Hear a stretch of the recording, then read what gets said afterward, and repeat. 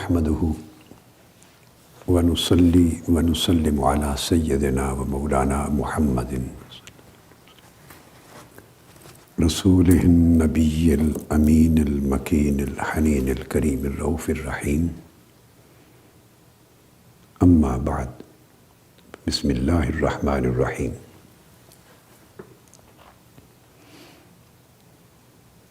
मुअज़्ज़ज़ हाज़िरीन व नाज़िरीन और सामेईन व सामेआत, उलमा, असातिज़ा, तलबा और तालिबात और मजालिसुल इल्म के ज़रिए से दुनिया भर के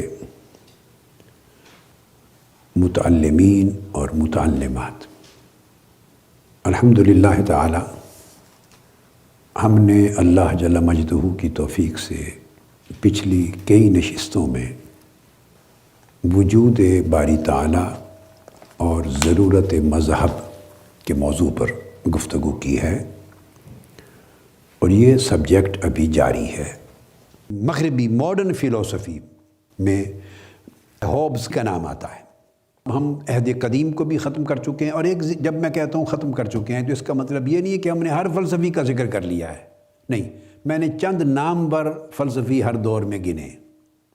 हॉब्स का ज़माना 1588 से 1679 तक, 1588 to 1679, ये एम्पिरिसिस्ट है। ये इसने तजरबीयत को फ़रोग़ दिया है।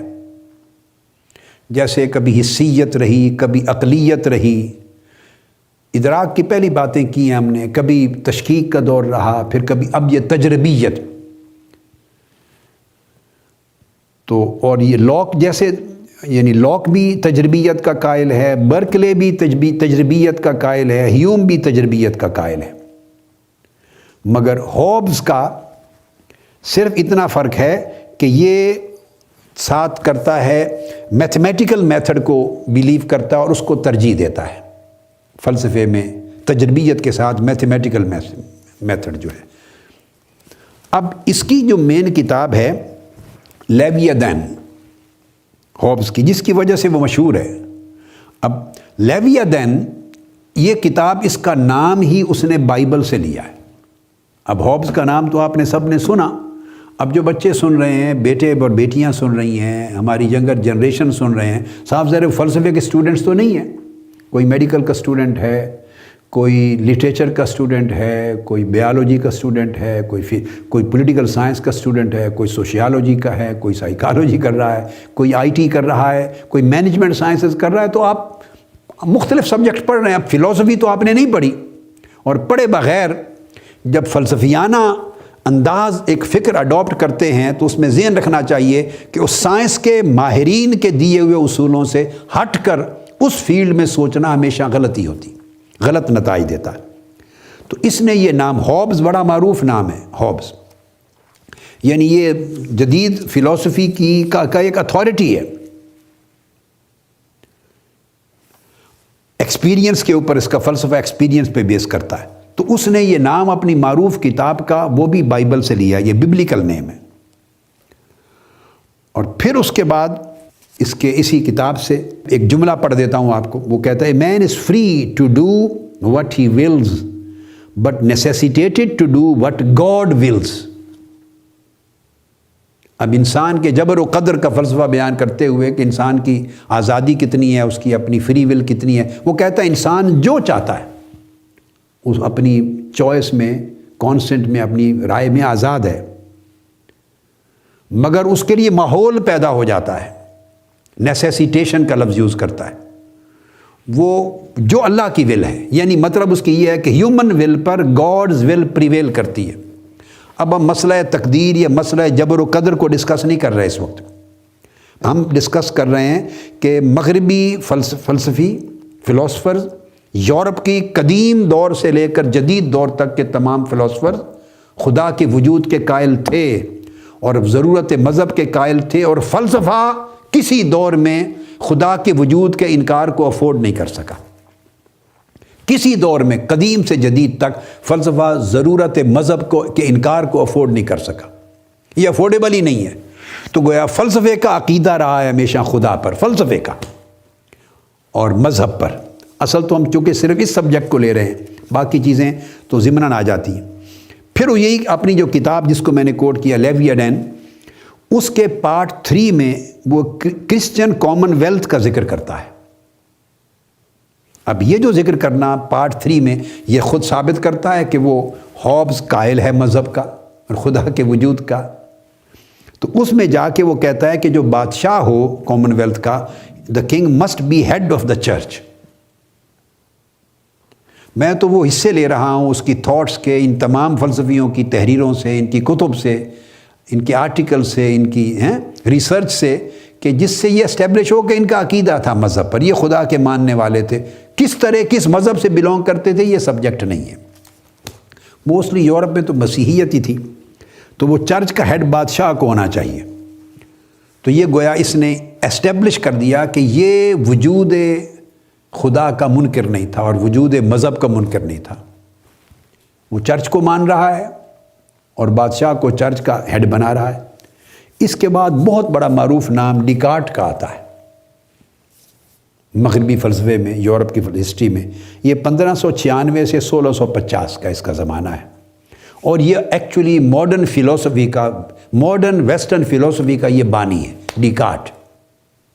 پچھلے جتنے نام لیے اس میں ماڈرن فلسفی کی شروعات ہو گئی ہیں، آغاز ہو گیا ہے. مگر پراپر ماڈرن فلسفی کا اگر کسی کو بانی کہا جائے، پچھلے ہابز بھی ہے اس میں شک نہیں ہے، مگر ڈیکارٹ جو ہے وہ پرو فلسفی کے اوپر بانی ہے اور بہت بڑی ہائی فلسافک کیپیسٹی کا آدمی ہے. یعنی فلسفے کی علمی استعداد اور صلاحیت اونچے درجے کی، اونچے لیول کی ہے ڈیکارٹ. اور یہ خود ڈیکارٹ، اس میں کوئی کسی کو انکار نہیں ہوگا. اور جو بچے فلسفے کو پڑھتے ہیں اور تھوڑا سوشیالوجی کو پڑھتے ہیں، کو پولیٹیکل فلسفی کو جنہوں نے پڑھا دیکھا ہے، وہ میرے بیٹے بیٹیاں جانتے ہوں گے کہ وہ ڈیکارٹ کے نام سے اور ہابز کے نام سے سب واقف.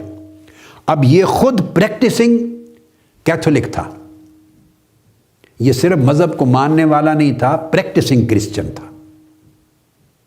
اب اس کے فلسفے سے جتنے لوگ متاثر ہیں ان کو کم سے کم یہ علم ہونا چاہیے کہ ڈیکارٹ منکر خدا اور منکر مذہب نہیں، بلکہ ایک پریکٹسنگ کرسچن تھا، کیتھولک تھا.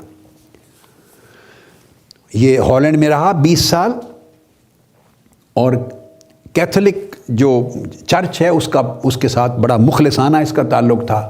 صرف یہ کہ اس زمانے میں سائنٹسٹ کے خلاف، خاص طور پہ گیلیلیو، اس کے اگینسٹ چرچ نے بڑے مظالم کیے اور بڑے بڑے سائنسدانوں کو اریسٹ کرنا، ان کو سزائیں دینا، سائنس کو روک رہے تھے.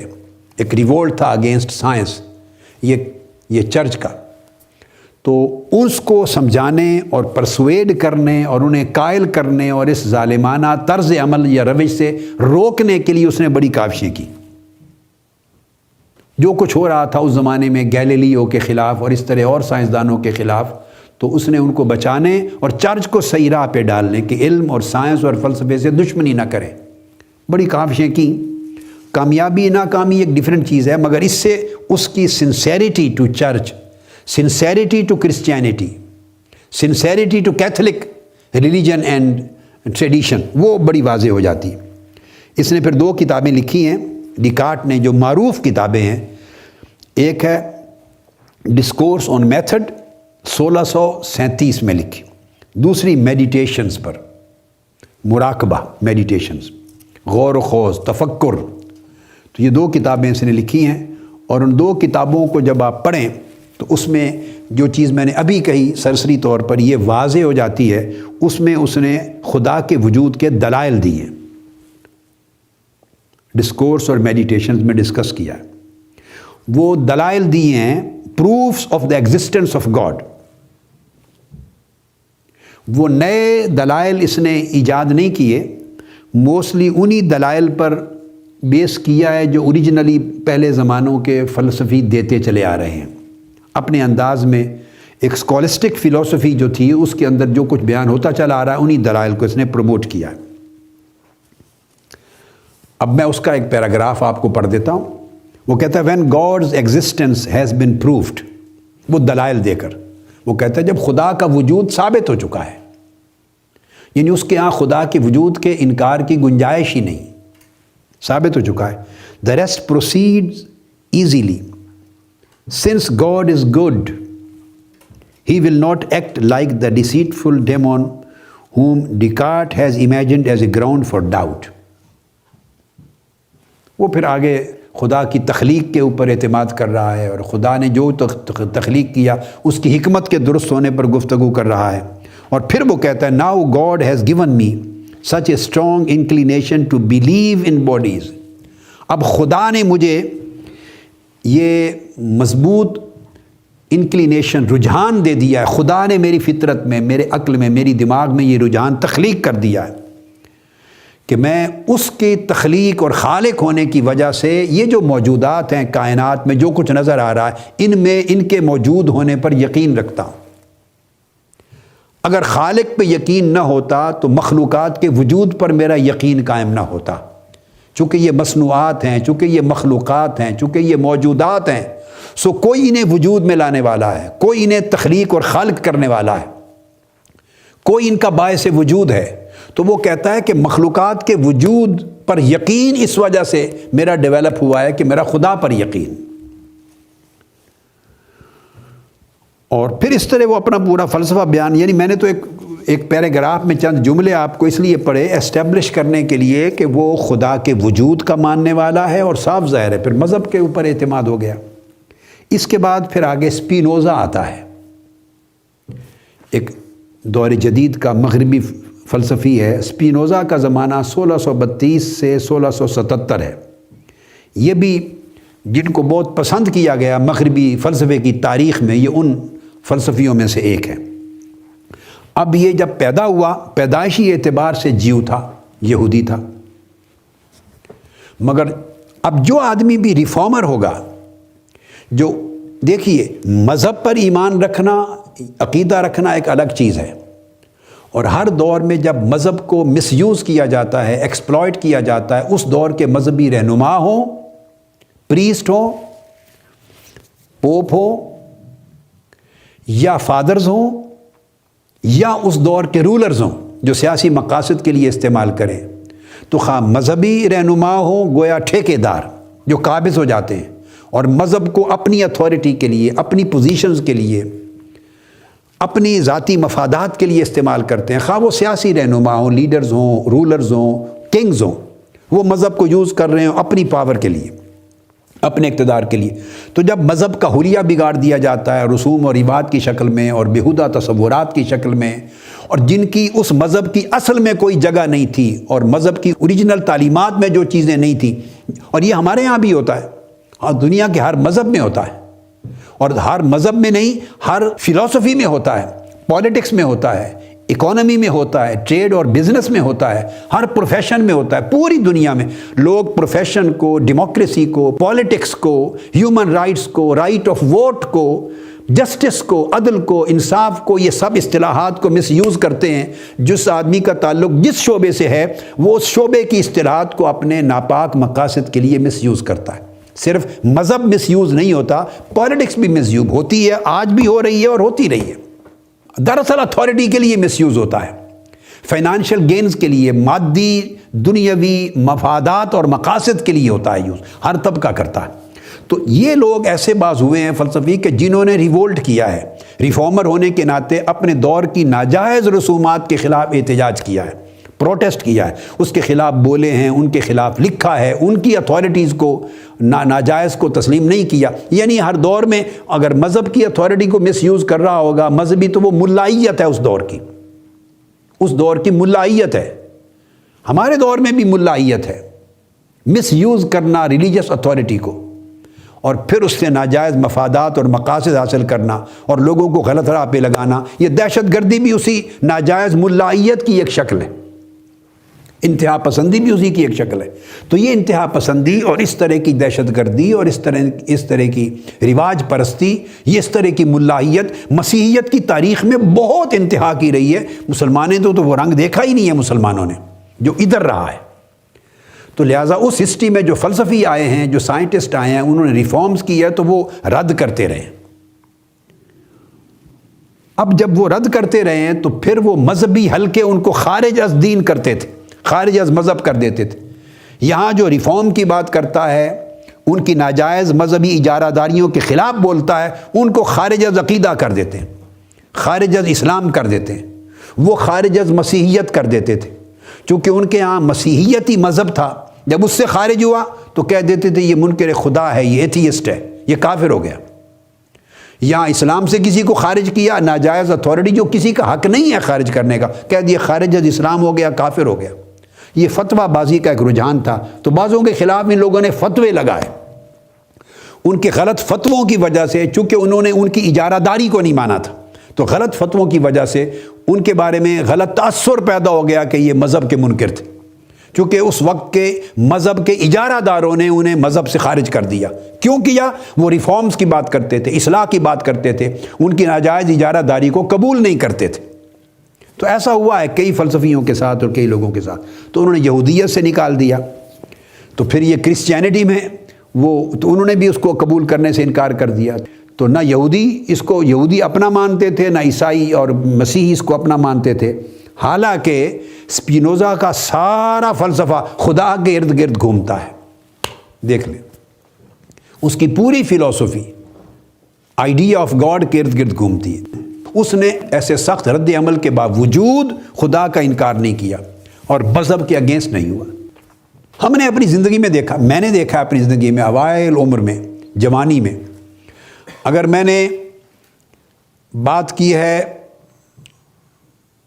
محبت اہل بیت کی اور عظمت اہل بیت کی اور اہل بیت کی عقیدت، محبت اور مودت کی بات زور دیا ہے کہ وہ لوگوں کے ایمان سے، عقیدے سے، عمل سے نکلتی جا رہی، اس پر زور دیا ہے، تو جن کو یہ بات گوارا نہیں ہوئی، وہ بات جو اجارہ دار بننے کی کوشش کرتے ہیں، انہوں نے میرے اوپر شیعہ ہونے کے فتوے لگائے۔ ہم نے ساری زندگی دیکھا ہے، آپ نے بھی سنا ہوگا، تو ہمیں شیعہ کہہ دیا۔ اگر میں نے کبھی توحید پر بات کی اور بعض لوگوں کے غلط رسم و رواج پہ کرٹیسائز کیا اور ان کے عقائد کے اندر کچھ اصلاح کی بات کی، بہتری کی، تو ہمیں وہابی کہہ دیا۔ تو یہ بھی فتوے لگتے رہے اور کتابیں کی کتابیں لکھی جاتی رہیں، یعنی درجنوں بیسیوں کتابیں لکھی گئیں ثابت کرنے کے لیے مجھے کہ یہ کسی نے ثابت کیا یہ وہابی ہے، کسی نے ثابت کیا شیعہ ہے۔ اور اگر میں نے عشق رسول کی بات کی، ادب رسول کی، تو جن کو یہ بات زیادہ نہیں بھائی دل کو اچھی نہیں لگی، انہوں نے بریلوی کہہ دیا۔ تو بریلویوں کو کوئی بات اچھی نہیں لگی، انہوں نے دیوبندی کہہ دیا، ان کو اچھی نہیں لگی وہابی کہہ دیا، وہ اچھی نہیں لگی شیعہ کہہ دیا۔ تو یہ جتنا ایک دائرہ ہے، اس دائرے میں ہر کوئی اپنی ناجائز اتھارٹی کا استعمال کرتا ہے، تو یہ اور اس سے اوپر کے درجے میں خارج از اسلام بھی کر دیتے ہیں، امت سے خارج کر دیتے ہیں، فتویٰ لگا دیتے ہیں، تو یہ بھی لگے۔ تو یہ مسیحی تاریخ میں بھی ایسا رہا ہے۔ لہٰذا سمجھانا مقصود یہ ہے کہ یہ تصور جو تھا جس کی ہم بات کر رہے تھے سپینوزا کی، تو سپینوزا کا ایک اور سن لیں۔ مثلا ڈیکارٹ کو جب ہم لیتے ہیں، ڈیکارٹ کے ہاں 3 وجود ہیں اس کے فلسفے میں، اس کا فلسفہ 3 وجودوں کے گرد گھومتا ہے، اس کو 3 سبسٹینسز کہتے ہیں۔ ایک خدا، گاڈ، مائنڈ اینڈ میٹر، یعنی خدا، عقل اور مادہ، وہ تینوں کو مانتا ہے۔ یہ ڈیکارٹ کی بات کر رہا ہوں۔ اب ڈیکارٹ سے جب ہم سپینوزا پہ آتے ہیں تو سپینوزا آ کے انکار کرتا ہے، اور اس کی بنیاد پر یہ 3 چیزوں کو کر کے تو پھر وہ ڈیکارٹ آگے یہ کہتا ہے فار ایگزامپل کہ یہ 3 وجود ہیں مگر 2 ناقص ہیں اور ایک ہی کامل ہے، اور خدا کا وجود کامل ہے۔ پھر اس کا آگے چل کے وہ وجود واجب الوجود کا بھی تصور لاتے ہیں، اور پھر وہ کہتا ہے کیوں؟ اس لیے کہ ہی ہیڈ کریٹڈ دیم، خدا وہ وجود ہے جس نے عقل کو بھی اور مادہ کو بھی پیدا کیا ہے، مائنڈ اور میٹر کا خالق خدا ہے۔ اب صاحب ظاہر ہے اسلام کی تعلیمات میں یوں 3 چیزیں ایک جگہ پہ نہیں ہیں، یہ سب مخلوقات میں ہیں۔ تو قدیم اور حادث میں فرق ہے، واجب الوجود اور ممکن الوجود میں فرق ہے، خدا اور مخلوقات میں فرق ہے، مگر اسٹیبلش کرنا یہ مقصود ہے کہ خدا کے وجود کے وہ انکاری نہیں، اس کو اسٹیبلش کر رہا ہے، اور وہ مادے اور عقل پر بھی خدا کو فائق کہہ رہا ہے کہ وہ ان کا کریٹر ہے، ان کا خالق ہے، اور وہ کہتا ہے کہ وہ اگر جب چاہے گا وہ ان کو فنا بھی کر دے گا۔ تو وہ کہتا ہے کہ ہی could if he chose annihilate them, اگر وہ چنے پسند کرے ان کی تقدیر یہ کہ ختم کرنا تو ان کو فنا بھی کر سکتا ہے. اور پھر وہ ہر جگہ گاڈز اومنی پوٹینس کی بات کرتا ہے. یہ میں آپ کو ڈیکارٹ کا پورا فلسفہ بتا رہا ہوں. اور اسپینوزا پہ جب آتے ہیں تو اسپینوزا کہتا ہے کہ نہیں، باقی جو چیزیں ہیں یہ ایکسٹینشن ہیں، اس کی تھاٹ کی ایکسٹینشن ہے. وجود ایک ہی ہے، وہ ایک ہی خدا کو مانتا ہے اور باقی چیزوں کو اس کے برابر نہیں رکھتا. وہ کہتا ہے کہ وہ جو ایٹریبیوٹس ہیں تھاٹ اور ایکسٹینشن کے اسپینوزا کے لیے، فار ہم thought and extension were both attributes of God. وہ کہتا ہے کہ چونکہ مادہ اور عقل کو پیدا کیا تو یہ خدا کی تھاٹ ہے، اس کا ارادہ ہے، اور پھر اس نے ایکسٹینڈ کیا وجود کو. یہ اس کے وجود تھاٹ کو اور ایکسٹینشن کو اس کے ایٹریبیوٹس مانتا ہے. تھاٹ اور ایکسٹینشن کو ایٹریبیوٹ مانتا ہے، یعنی اس کی صفات میں مانتا ہے. یعنی خدا وجود حقیقی ایک ہے اور یہ باقی سب اس کی صفات میں ہے. جس چیز کا ارادہ کرتا ہے وہ چیز وجود پذیر ہوتی چلی جاتی. جس کا ارادہ کرتا ہے انما امرہ اذا اراد شیئا ان یقول لہ کن فیکون. تو گویا کن ارادہ کرنے والا تو ایک ہی ہے خدا، پر جس کا ارادہ کرتا ہے فیکون، وہ وجود میں آ جاتی ہے. تو یہ اس کی تھاٹ ہے، ایکسٹینشن ہے، یہ ساری چیزیں اس کی صفات میں، صفات اور افعال میں. یہ اسپینوزا کا فلسفہ ہے. تو مذہب کا قائل ہے، خدا کی وجود کا قائل ہے. اور پھر وہ یہ بھی کہتا ہے کہ یہ جو محدود چیزیں اور غیر محدود میں ایک فرق ہے. خدا کا وجود لا متناہی ہے، غیر محدود ہے، اس کی باؤنڈریز نہیں ہیں. باقی تمام چیزوں کی باؤنڈریز ہیں،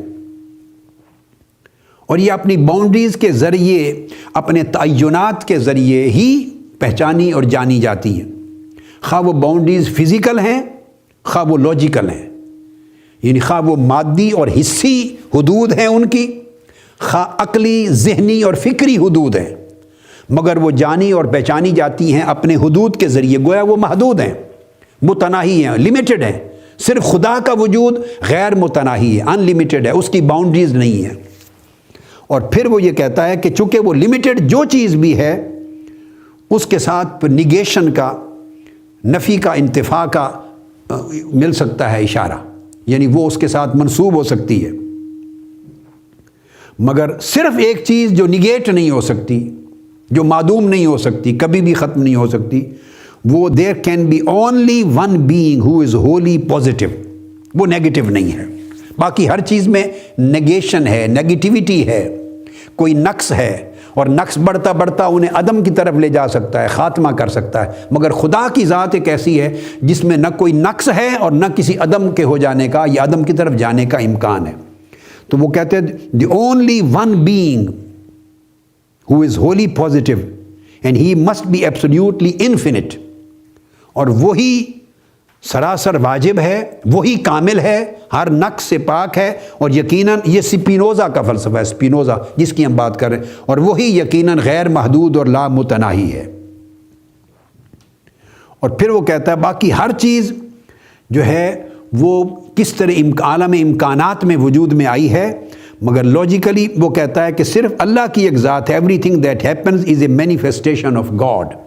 ہر چیز جو اس کائنات میں وجود میں آئی ہے، آ رہی ہے یا آئے گی یا آ سکتی ہے، وہ صرف اور صرف اللہ رب العزت کا محض اس کا امیجنیشن ہے، اس کی مینیفیسٹیشن ہے. صرف اللہ کے ارادے سے وہ ایک چیز کا ارادہ کرتا ہے، ایک چیز کا خیال کرتا ہے، اس چیز کے لیے جس کو ہم امر کہتے ہیں، امر کرتا ہے، وہ چیز وجود میں آتی ہے. تو کائنات میں جس شے کو بھی وجود ملتا ہے وہ اللہ رب العزت کے صرف مینیفیسٹیشن سے وجود ملتا ہے، یا اس کی صفات کے ظہور سے مینیفیسٹیشن ہے، اس کی شان اور افعال کے ظہور سے. جیسے ہم بعض چیزوں کو اللہ کے اسماء کا ظہور مانتے ہیں، بعضوں کو اس کی صفات کا ظہور، بعضوں کو اس کے افعال کا ظہور. یہ اس کی تخلیقات ہیں جس میں اللہ کی نشانیاں ہیں. جیسے ہم نے کہا سنوریہم آیاتنا فی الآفاق وفی انفسہم، ہم اپنی نشانیاں دکھا دیں گے تمہارے نفوس میں، جانوں انسانوں کے اندر بھی اور تمہارے باہر کائنات کے، زمین و آسمان کی کائنات میں بھی. تو یہ اس کی مینیفیسٹیشنز ہیں، یہ اس کے مظاہر ہیں، یہ اس کی تخلیقات ہیں، یہ اس کے مظاہر ہیں. تو اس لیے وہ اس نے اللہ رب العزت کو ہی صرف وحدہ لا شریک مانا ہے اس اعتبار سے. پھر اسپینوزا آگے چل کے یہ بھی بیان کرتا ہے، خدا کی محبت کا بھی ذکر کرتا ہے، اور وہ بیان کرتا ہے when all objects are referred to God, the idea of God will fully occupy the mind. جب بندے کو یہ سمجھ میں آ جائے اور بندے کو اس چیز کی معرفت حاصل ہو جائے کہ ہر چیز کی تخلیق کی نسبت اللہ کی طرف، خدا کی طرف، ہر چیز کے وجود کی نسبت خدا کی طرف، ہر چیز کی خوبیوں کی نسبت خدا کی طرف، اور اس کے معدوم ہو جانے کا بھی ہوگا تو وہ بھی نسبت خدا کی طرف، اگر اس کی فنا اور بقا کی ہر شے کی نسبت خدا کی طرف یہ معلوم ہو جائے تو کہتا ہے کہ پھر جو خدا کا تصور ہے اس سے انسان کی عقل اور انسان کی سوچ بھر جاتی ہے.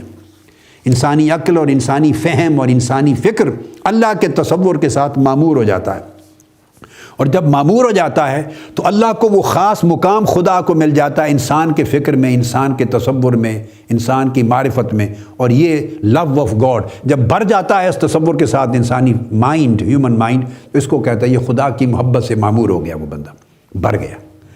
تو اب یہ تمام جو میں نے چند ریفرنسز دیے، اس کے ورڈنگز دیے، سینٹنسز دیے، اس کے آرگیومنٹس دیے، یہ سمجھنے کے لیے کافی ہیں کہ اس کے ہاں بھی خدا کا وجود ہے، انکاری نہیں، اور مذہب کا وجود ہے. اس کے بعد پھر آگے پیریڈ آتا ہے، ایک جرمن فلاسفر ہے لیبنز. لیبنز کا زمانہ ہے 1646 سے 1716. لیبنز بھی خدا کا قائل ہے، مذہب کا قائل ہے. یہ میں نامور فلسفی لے رہا ہوں، چھوٹے موٹے چھوڑ رہا ہوں. یعنی مغربی فلسفے کی تاریخ جن ناموں سے عبارت ہے، اور خاص طور پہ فلسفہ جدید، اب قدیم کی بات نہیں رہی.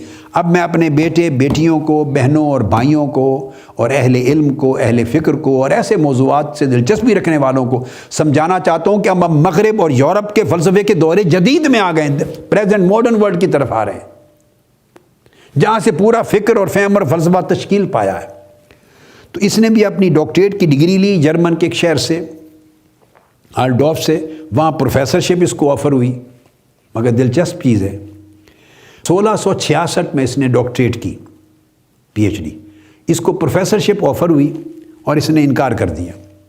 اس نے کہا کہ میرے ذہن میں ایک ڈیفرنٹ کام ہے، میں نے پی ایچ ڈی کر لی، فلسفے میں ماہر ہو گیا، اپنی منزل کی طرف جا رہا ہوں، مگر کیریئر کے لیے میرے ذہن میں کچھ اور آئیڈیا. اور وہ آئیڈیا کیا تھا؟ 1667 میں ایک سال کے بعد وہ آرچ بشپ جو تھے، آرچ بشپ، اس کی سروس میں انٹر ہو گئے. اس نے اپنے لیے ریلیجس سروس کو اڈاپٹ کیا. اب یہ لیبنز کی پوزیشن ہے. اب لوگوں نے لیبنز کا نام، بچوں نے سنا ہوگا، اور اس کی پرسنل لائف کا اندازہ نہیں ہے، اس کے ذاتی عقیدے کا اندازہ نہیں ہے. تو یعنی اس پائے کے فلسفی اور اس پائے کے نام مغربی فلسفے کی تاریخ جن کے بغیر مکمل نہیں ہوتی، وہ اپنی پرسنل لائف میں مذہبی تھے، مذہب کے بلیور تھے، مذہب کی پریکٹس کرنے والے تھے. اور پھر وہ کہتا ہے کہ اس نے دلائل دیے، لیبنز نے، اللہ کے وجود پر. 4 قسموں کے دلائل وجود باری تعالیٰ پر لیبنز نے دیے. 4 قسموں کے دلائل وہ پروف لایا ہے. اب آپ دیکھیں، یعنی اس نے اسٹیبلش کیا ہے دلائل کے ساتھ وجود باری تعالیٰ کو. اور وہ 4 قسموں کے دلائل جو اپنی کتب میں اور اپنی تحریروں میں دیتا ہے، ان میں ایک ہے اونٹولوجیکل آرگیومنٹ. اونٹولوجیکل آرگیومنٹ وجود باری تعالیٰ پر وہ دلائل ہیں جو بحث کرتے ہیں جوہر اور عرض سے، یعنی ذات اور صفات سے بحث کرتے ہیں. اونٹولوجیکل آرگیومنٹ ایک اس قسم کے دلائل دیتا ہے. دوسرے کوسمولوجیکل آرگیومنٹ، یہ آفاقی اور کائناتی جو حقائق ہیں جس کا تذکرہ کئی بار ہم اپنی گفتگو میں، نشستوں میں کرتے چلے آ رہے ہیں. تو کوسمولوجیکل آرگیومنٹس دوسرے اس طرح دیے ہیں وجود باری تعالیٰ کو ثابت کرنے پر. تیسرے دیے اس نے آرگیومنٹس فرام ایٹرنل ٹروتھس، آفاقی اور ابدی سچائیوں سے ثابت کیا ہے خدا کا وجود. اس پر گفتگو ہم کئی بار کر چکے ہیں کہ کچھ سچائیاں ایسی ہیں جو آفاقی ہیں، جو ابدی ہیں، جو ہمیشہ سے معاشرے مانتے چلے آئے ہیں، جن کے انکار کی کوئی گنجائش نہیں ہے. ان آفاقی اور ابدی سچائیوں میں سے سب سے بڑی سچائی خدا کے وجود کو مانا ہے. اور پھر ایک اس نے قسم قائم کی ہے argument from the pre established harmony. یہ جو کائنات کے مختلف موجودات ہیں ان کے اندر جو پہلے سے ثابت شدہ ہارمنی ہے، موافقت ہے اور مطابقت ہے، تو وہ آفاقی مطابقتوں سے اور آفاقی موافقتوں سے اخذ کرتا ہے اصول وجود باری تعالیٰ کا کہ یہ مطابقتیں اور یہ موافقتیں نہیں ہو سکتی از خود بائی چانس، جب تک انہیں کوئی پیدا کرنے والا نہ ہو۔ وہ لاز آف ڈیوینٹی ہیں، اس سے خدا کے وجود کو لیتا ہے۔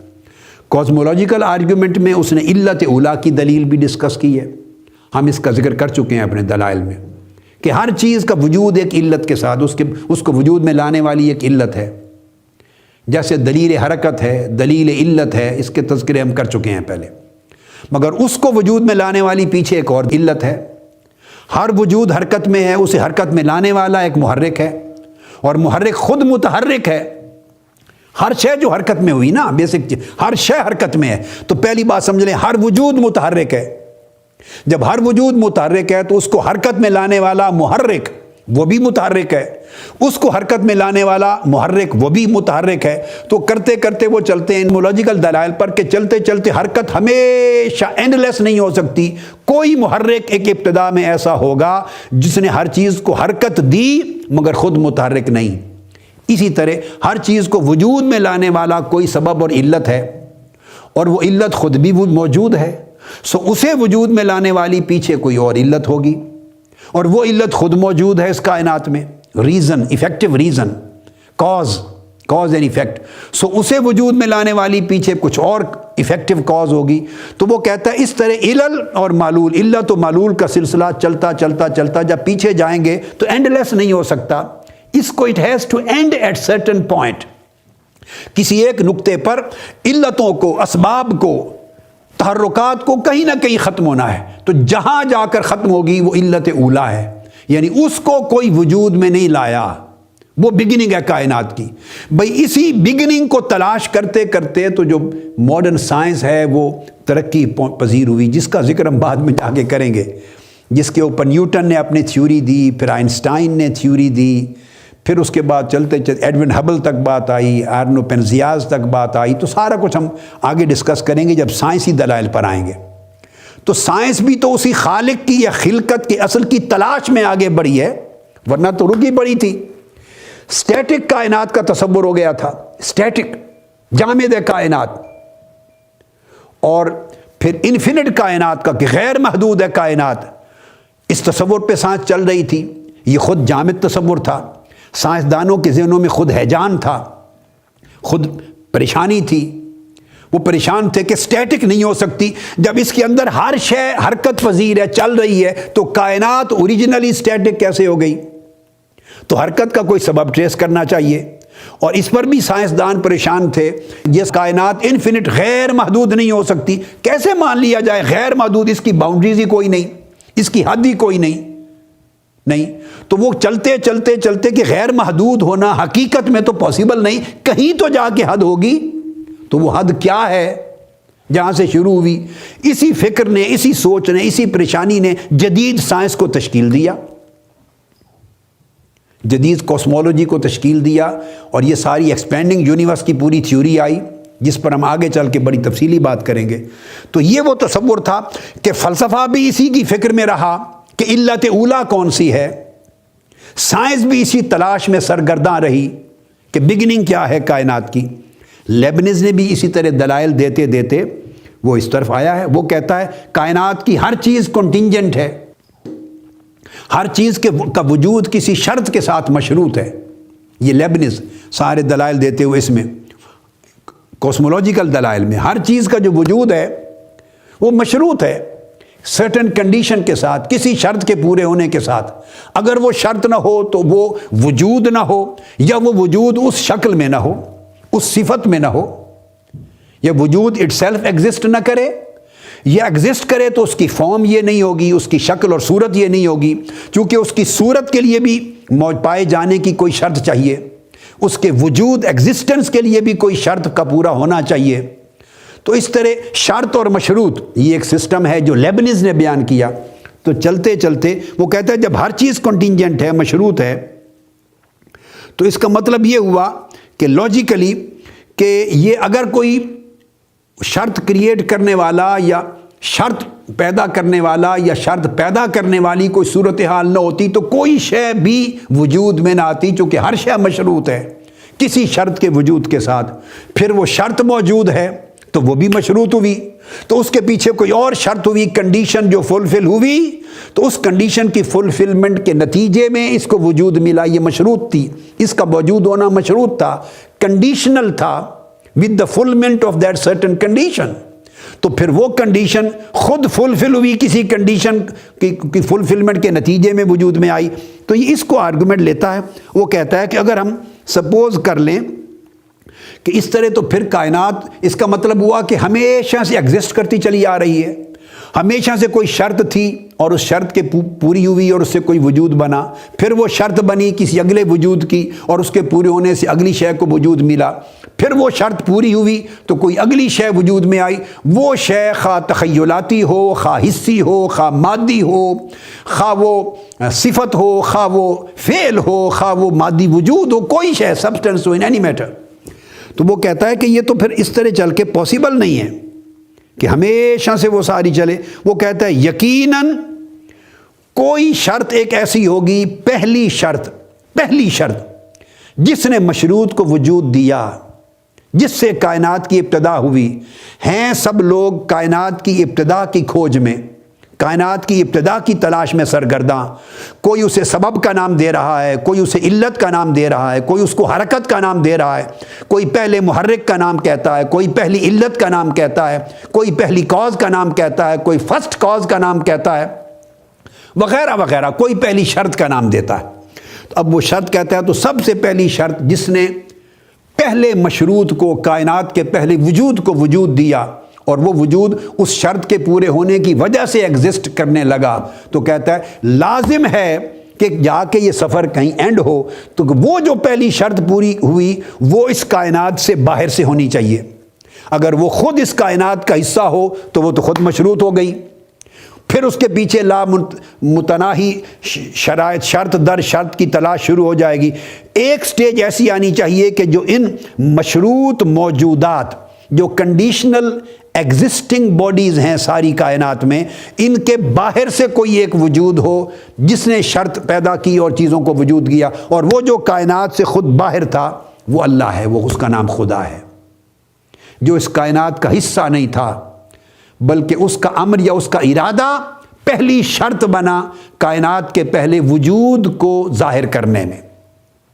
تو لیبنس کے آپ دلائل سن لیں، اس طرح ایٹرنل ٹروتھ کے دلائل دیتا ہے، آفاقی اور ابدی سچائیوں کا نام دیتا ہے، اس کی دلیل کو وہ جوہر اور عرض کے ساتھ یا ذات اور صفت کے ساتھ ڈسکس کرتا ہے، اور اس طرح میں نے آپ کو عرض کیا کہ جو چیزیں پری اسٹیبلشڈ ہارمنی ہیں ان کو ڈسکس کرتا ہے، اور کر کے تو پھر وہ اپنی ترجیحات دیتا ہے، اپنی ترجیح خدا کے وجود کے لیے، اور وہ کہتا ہے کہ سب سے بہتر جو فلسفی ہے وہ یہ کہ اللہ رب العزت کے لیے وہ کہتا ہے کہ اللہ تبارک و تعالیٰ نے اس ایکچول دنیا کو تخلیق کرنے سے پہلے کنٹمپلیٹ کیا۔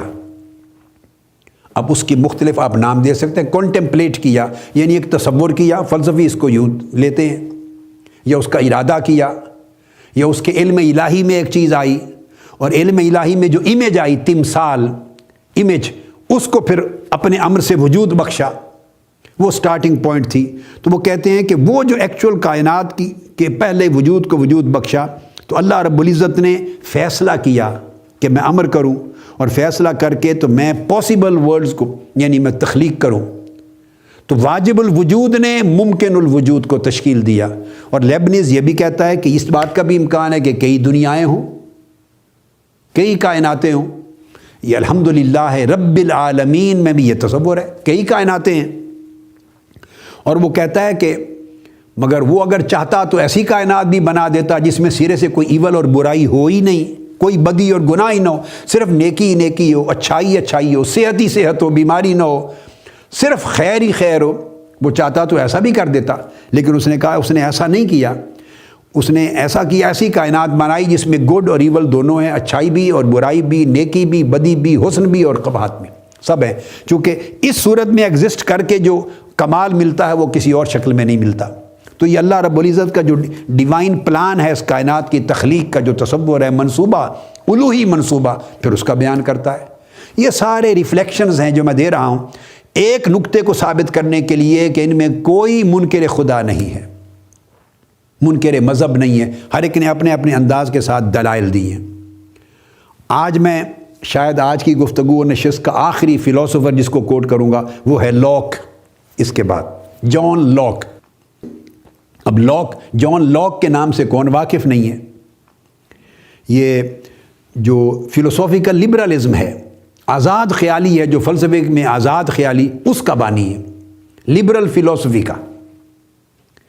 ماڈرن فلسفی تو ہو چکی نا پیچھے، اس سے پہلے کلاسیکل فلسفی تھی، ماڈرن فلسفی، اب ماڈرن فلسفی جدید فلسفے کے اندر پھر آزاد خیالی کا فلسفہ، اس کا بانی ہے لاک۔ اس کو فلسافیکل لبرلزم کہتے ہیں۔ 1232 سے 1704 یہ اس کا پیریڈ ہے، اور 1688 کا جو انقلاب ہے اس کا یہ فکری بانی تصور ہوتا ہے لاک، جان لاک۔ اس کی کتابیں ہیں کنسرننگ ہیومن انڈرسٹینڈنگ، اس کا ایک مقالہ ہے ایسے، تو وہ کنسرننگ ہیومن انڈرسٹینڈنگ اس نام سے۔ ایک اور اس کا مقالہ ہے فرسٹ لیٹر آن ٹالریشن، برداشت پر اس کا پہلا لیٹر، پھر 2 لیٹر آل ہیں اس کے ٹالریشن پر، پھر ٹریٹیز آن گورنمنٹ ہے، پھر ٹریٹیز آن ایجوکیشن ہے، اس کی ایک کتاب ہے، مختلف وقتوں میں چھپی ہیں۔ ان تمام کتابوں کا اگر مطالعہ کریں تو ان سے پتہ چلتا ہے کہ یہ بھی واضح طور پر خدا کو ماننے والا اور مذہب کو ماننے والا ہے۔ یہ بھی تجربیت کا فلسفی ہے، اس کا مکتب فکر ہے تجربیت، اور یہ اپنے سینسیشن اور پرسیپشن کی بات کر کے اس بیس پہ کرتا ہے، مگر آخرت پر عقیدہ رکھتا ہے، خدا پر عقیدہ رکھتا ہے، جزا و سزا پہ عقیدہ رکھتا ہے اور مذہب کو مانتا ہے۔ یہ جان لاک کی بات کر رہا ہوں، جس سے ماڈرن سوشل فلسفی اور سوشل ریولوشن سارے چلے ہیں، یہ ان فلسفوں کا بانی۔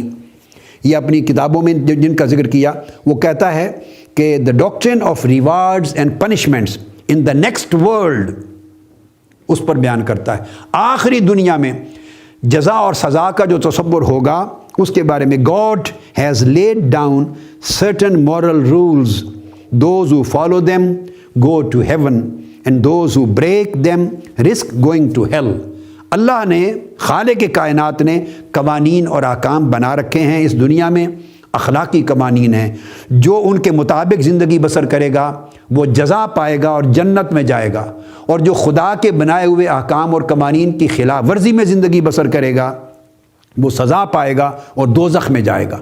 اب یہ آخرت کا تصور، جزا و سزا کا تصور، خدا کا تصور اور خدا کے بنائے ہوئے احکام اور قوانین کا پورا تصور یہ جان لاک دے رہا ہے۔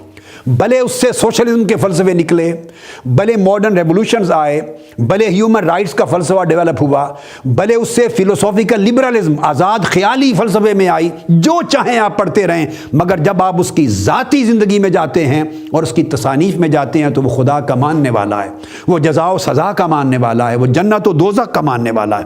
اور وہ پھر وہ کہتا ہے موریلٹی کیپیبل آف ڈیمونسٹریشن، یہ ایک آئیڈیا دیتا ہے، اور اس میں وہ جا کے کہتا ہے کہ موریلٹی، چونکہ موریلٹی پر جزا اور سزا اس نے قائم کی ہے، وہ کہتا ہے وہ ایگزسٹ نہیں کر سکتی جب تک ایک ہستی واجب الوجود نہ ہو، اور وہ وجود اعلیٰ نہ ہو، ساری کائنات کے وجودوں سے اعلیٰ اور برتر نہ ہو، سپریم بینگ ہے، اور وہ انفینٹ، وہ غیر محدود اور لامتناہی ہے، وہ قدیر ہے، وہ قدرت رکھنے والا ہو اپنی پاور میں، اپنی گڈنس میں، اپنے وزڈم میں، یعنی وہ خدا تعالیٰ غیر متناہی بھی ہے، اپنی قدرت میں بھی سب سے بلند ہو، خیر میں بھی سب سے اعلیٰ ہو، دانائی، علم اور حکمت میں بھی سب سے اعلیٰ ہو، اور شان تخلیق میں بھی سب سے بلند اور برتر ہو۔ اور وہ کہتا ہے whose workmanship we are، اور ہم سب اس کی تخلیق کے مظاہر ہیں، ہم اس کی صنعتیں ہیں، اسی نے ہمیں پیدا کیا ہے، اور ہم سب اس کی شان تخلیق کے مختلف مظاہر ہیں۔ اس ہمارے وجود سے اور کائنات کے ہر ایگزسٹنگ باڈی کے وجود سے اس کی شان تخلیق ظاہر ہوتی ہے، اس کی حکمت ظاہر ہوتی ہے، اس کی دانائی ظاہر ہوتی ہے، اس کی خیر ظاہر ہوتی ہے، اور اس کی قدرت ظاہر ہوتی ہے۔ یہ جان لاک کو میں نے کوٹ کیا۔